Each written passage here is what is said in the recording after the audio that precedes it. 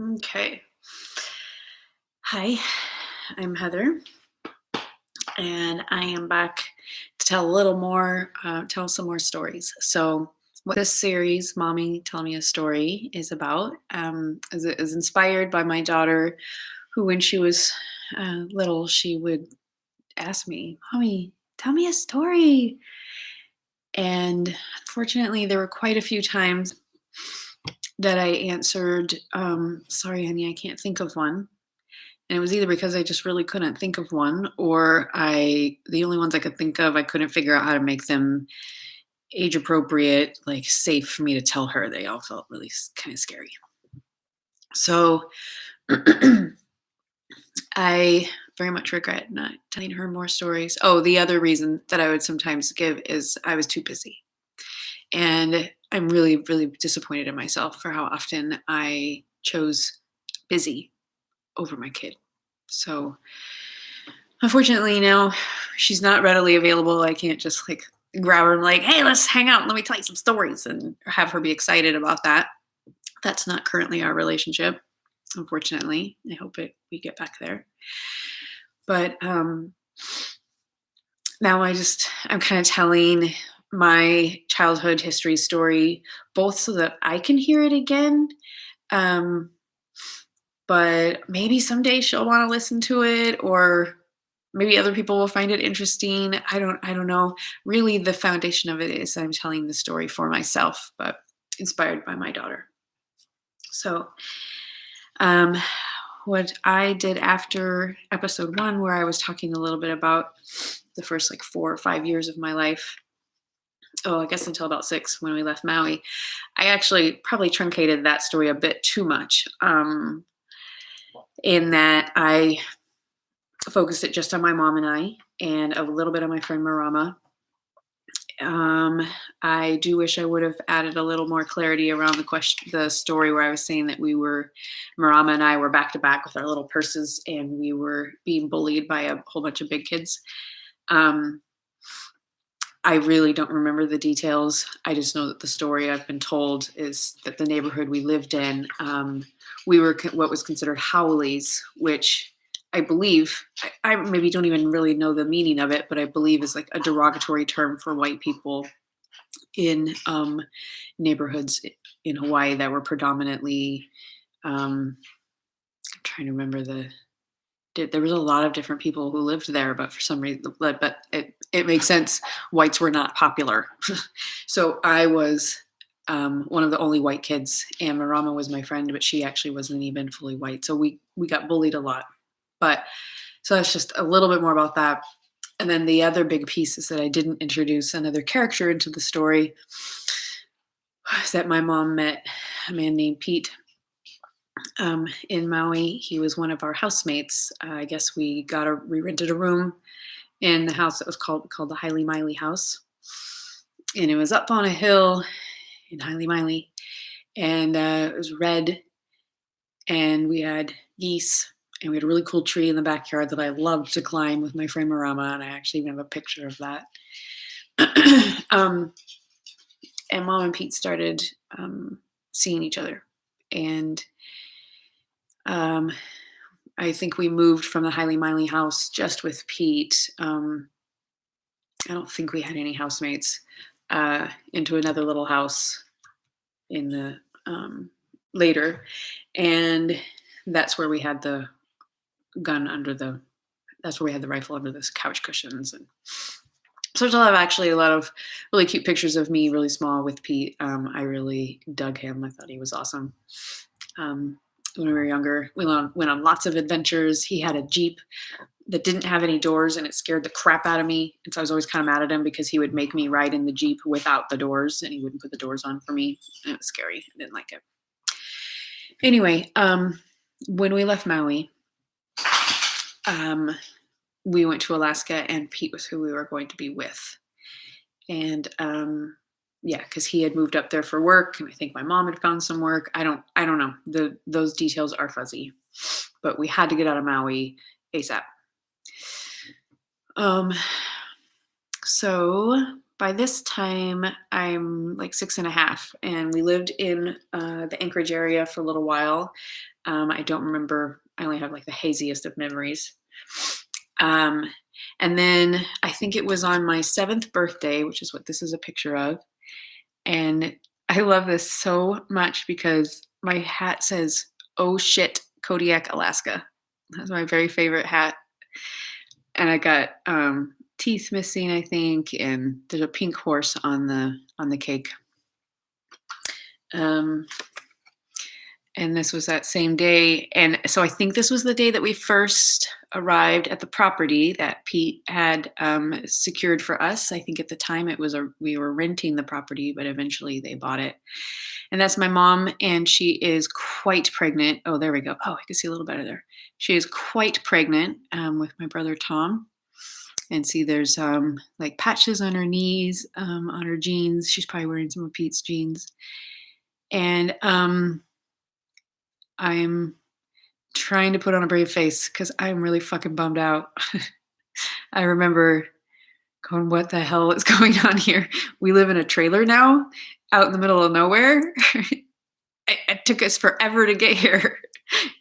Oh, man. And I rode in the back of the pickup truck for like 45 minutes or something. I don't know how long. I can't remember where we came from, but I was in the back of the pickup truck for a long time.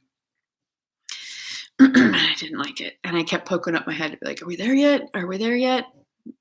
Finally, we were there. Those mountains are really gorgeous, though. So we lived in, I don't know. I guess we must not have arrived on my birthday. That doesn't make sense because we built the cabin. We lived in the trailer for at least one winter. Okay, so I'm having some timeline confusions, but anyway, we lived in the trailer, an Airstream trailer, for one winter at least. And it was awful. Freezing cold. We had a propane tank to cook with. We might have heated with propane too, but I think we also had a coal stove in the trailer, and coal smoke is so gross. Oh, I hate it. And frequently there would be just frost on the walls when we would wake up in the morning. I think I slept on the couch, and Mom and Pete, slept in the room back there because there was a room. Anyway, so we had to build the cabin pretty quickly because we didn't want to spend another winter in the trailer with Mom, with a new baby. Like, that was just a fucking terrible idea. So we built a little cabin, and I'll find pictures at some point and share those. But we didn't have electricity out on the property, so everything was built with gas powered or just manual tools. So it was very rough cut. We felled the trees on our property, and Pete drug them with the truck and a come along. And this ground had never been, all that had been done as a driveway had been like kind of roughly made. We made it nicer over the years, but no humans had ever lived on this particular property. So we cleared it. We cleared the bushes. We cleared the trees. We built a freaking cabin with the damn logs. And one of my favorite jobs. So this is how, this is how old I was when I helped build the goddamn house. So I think I'm pretty cute, but I'm also kind of pissed about this because I hated being dirty. Fuck, I hated being dirty. I hated it.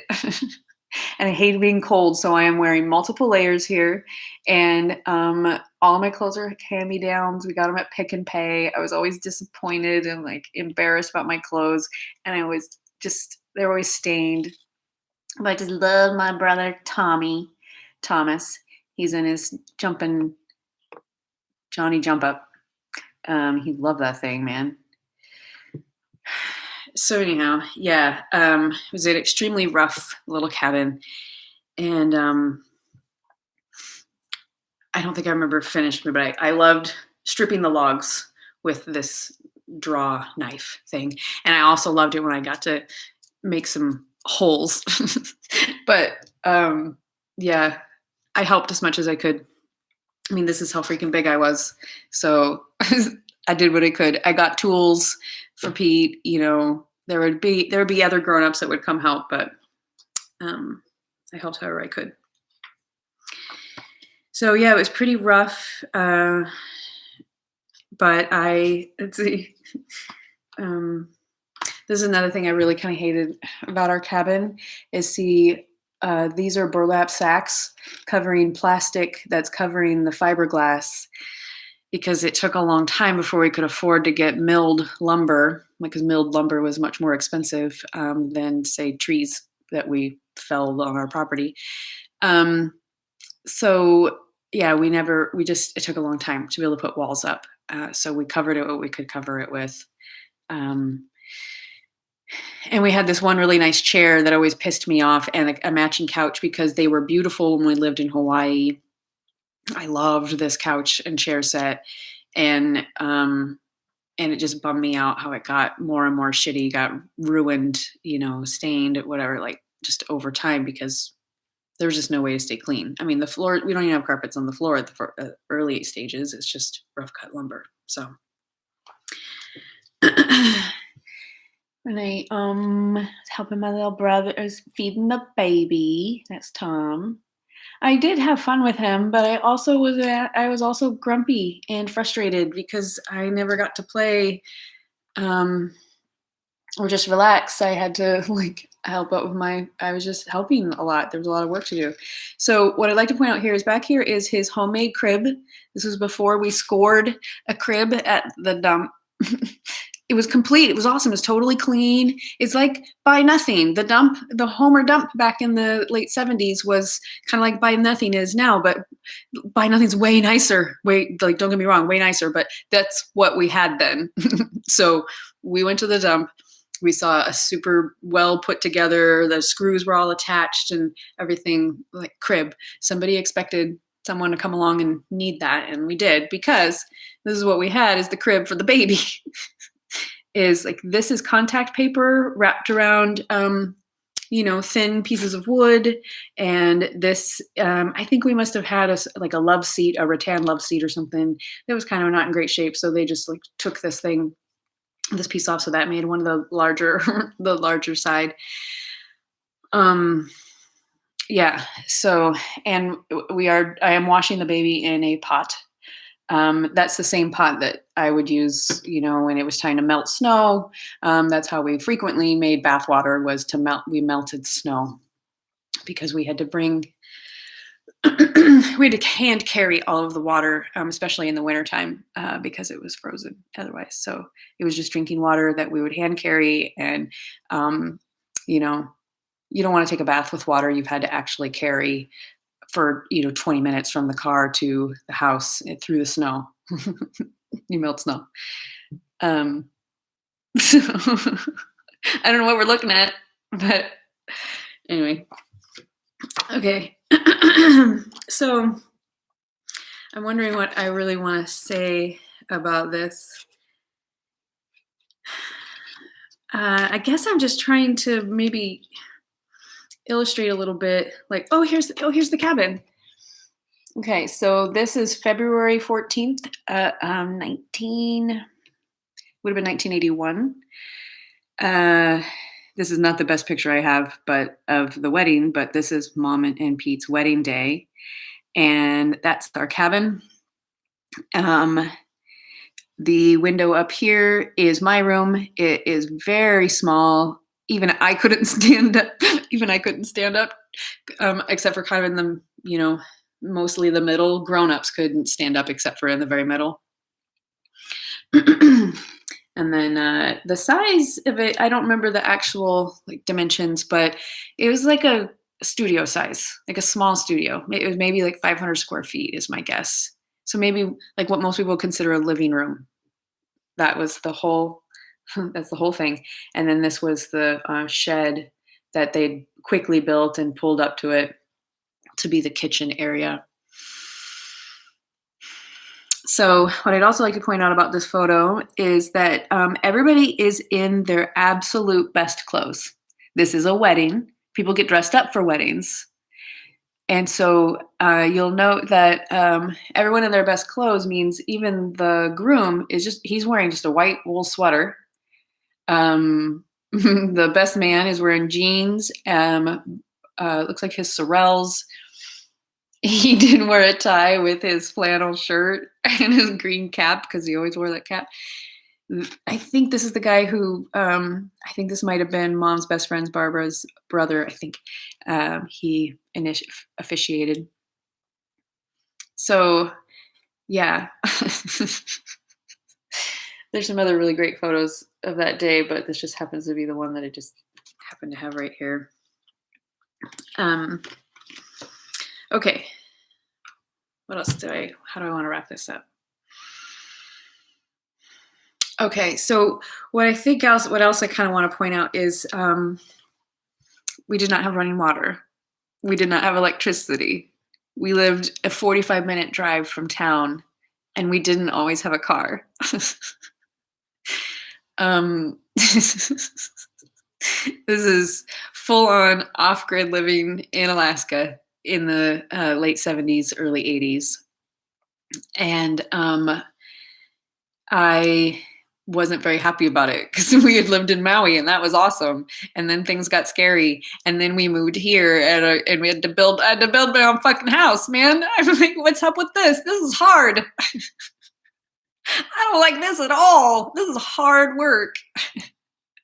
We had goats and chickens and so much work to do. We also had dogs, though. I love dogs. And that's Tita. She was a very important dog for me. I think she lived like 12 years or something, which is old for an Alaskan dog. But anyway, it was a hard freaking life. And I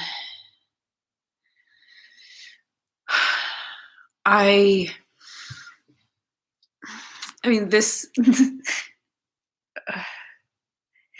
See, we got walls. See, this was a big upgrade. We finally were able to afford some lumber to be able to put on the walls. That was so much nicer. Anyway, I pretty much never got to dress up. And so I actually sort of hated it because even if I thought I don't think I remember loving this dress in particular, but even if I thought I looked cute, not only could I not see myself because we didn't have a full-length mirror, but I knew my dress was going to be ruined within moments. Like it's just impossible to stay clean. I couldn't even sit on the couch and probably not stain the car. I'm a highly sensitive person. So I just hated feeling icky and I just felt icky a lot. So, where was I going with that? I'm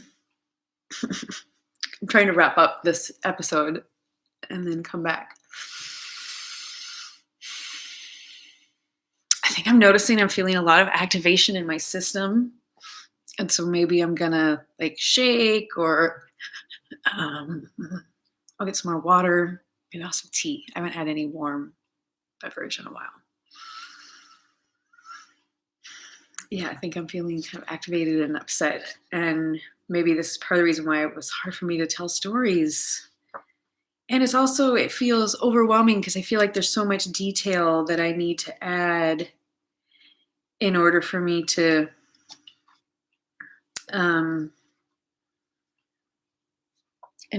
just like really make clear who this little girl is. And I'd kind of like to know too. I'm trying to remember her. I mean, she looks pretty happy here. Like I did love the baby, but it was also a lot of work to have a baby. And I really just wanted to go play.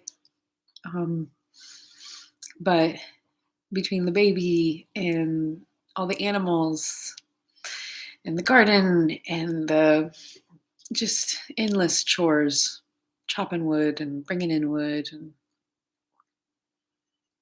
everything's feeling so hard that I didn't have. Yeah, I don't know. We'll see how often I smile in other photos, but I don't think I smiled a lot after about this age. And at this point, I'm 8. And there was something about my eyes were blue until, like really vibrantly blue, I think, until Tom was born. I had strep throat, and Mom was in the hospital for a bit because she'd had a C-section, and her and the baby had to stay in the hospital for like a week. And I was so upset I couldn't go see them because I had had strep throat. I think they finally let me go in because I hadn't had a fever or something. I wore a mask. And when I got sick, my eyes changed colors, but this time they stuck. They never went back to blue after that C-section. After that strep throat. They weren't always gold like this, though, either. They used to be more, I don't know what color. My eyes are weird. They used to be more green, I think. Anyway. Okay, I think I'm going to leave it there. Yeah. We'll see when I feel ready to come back and do another. But thank you from 7-year-old Heather. I do still have the same smile, don't I?